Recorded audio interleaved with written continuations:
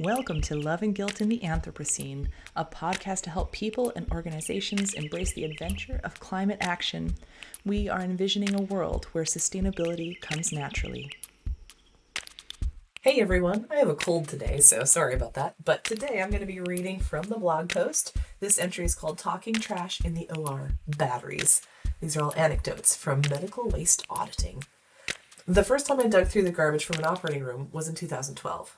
Peeling back layer after layer of wet plastic draping or balled up glove was like exploring this distant culture. Our little research team carefully sorted and cataloged our findings, much like an archaeological dig in a recently uncovered prehistoric landfill. And similarly, we learned so much about this foreign entity we were studying. In this case, we were studying modern healthcare in the global north, but we knew so little about it, it might as well have been some distant group of people forgotten to history. But this trash was nothing like historic trash. Medicine is awash in new technologies and techniques. It is somehow on the cutting edge and simultaneously so far behind other industries, innovative and archaic. One way we felt this, digging through the trash, was finding simple, everyday AA batteries in every advanced laparoscopic or robotic surgery. Some of the batteries were fairly easy to locate, and the nurses we talked to explained to us how to find them. These were often in the pump and tubing for the suction machine, used to remove bodily fluids from patients during surgery. I believe there are about 6 batteries in that, and it was used in every single laparoscopic and robotic hysterectomy we studied. Other devices had their batteries hidden away, and it wasn't until we took some clean samples back to the lab for some destructive testing that we discovered their AA batteries. One such example was the lens defogger for the laparoscopic scope. Taking a hammer to this device, we discovered 2 more batteries inside. These devices were used in every laparoscopic surgery and many, if not most, robotic hysterectomies.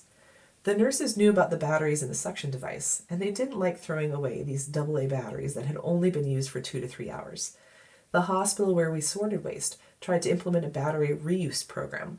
If the nurses quickly harvested these batteries after their surgeries, they could be used in pagers by the staff throughout the hospital. The problem was that so many of these canisters were being used, the staff were harvesting way too many batteries for the hospital pagers. When they tried to implement a recycling program, they encountered more problems. Batteries contain a lot of energy. Store them improperly and they can be a fire hazard. Since they couldn't fit a canister for properly storing batteries on their loading docks, the hospital had no choice but to continue throwing countless batteries into a landfill every day.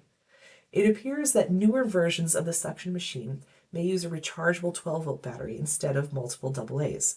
And there are a range of possible solutions to defogging laparoscopic lenses that don't involve hidden batteries. These are the kinds of shifts that manufacturers ought to be considering, and I'm so glad it seems that they are. I hope the next time I do a garbage dig, there are no batteries at all. As a reminder, we have a new podcast series, So Climatic, which explores the tangled, complex emotions around deciding to have a child during the climate crisis. New episodes are dropping weekly now until the season ends. So go check it out anywhere you listen to your podcasts. That's So Climatic. Thank you for listening. If you want to embrace the adventure of climate action, subscribe to our podcast and check out our Love and Guilt in the Anthropocene blog at clinicallysustainable.substack.com.